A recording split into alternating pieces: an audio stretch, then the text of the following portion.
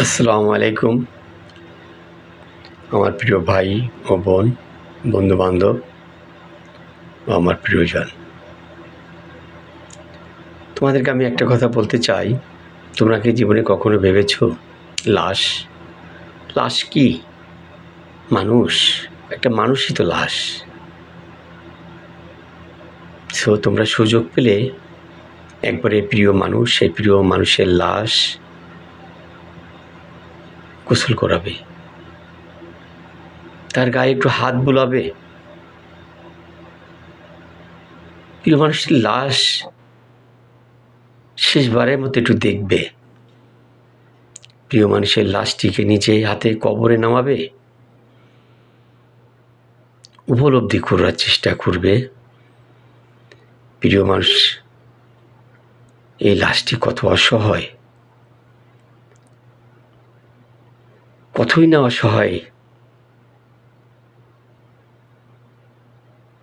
তাই সুযোগ পেলেই প্রিয় মৃতদেহ লাশটির বাড়িতে একবার যাবে, মৃত বাড়িতে খোঁজ খবর নিবে।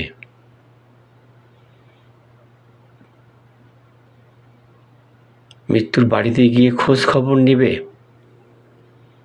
আত্মীয় স্বজনের খোঁজ খবর নিবে।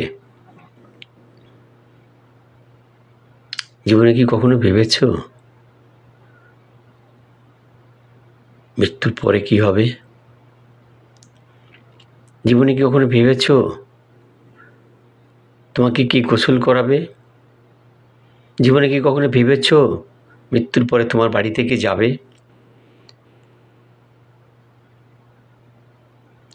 সুযোগ পেলে কবরস্থানে যাবে, সন্ধ্যায়, রাতে, বিকালে দেখবে ঝিঁঝি পোকা ডাকছে, পাখি ডাকছে, দূর থেকে হয়তো শিয়ালও ডাকছে।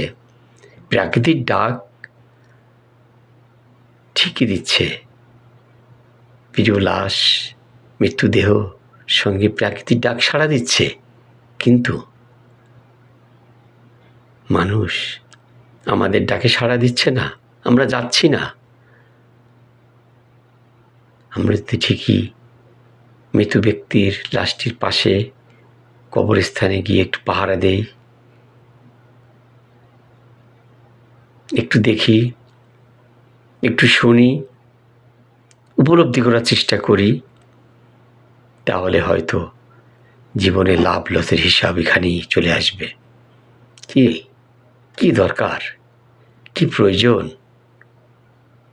সত্য মিথ্যা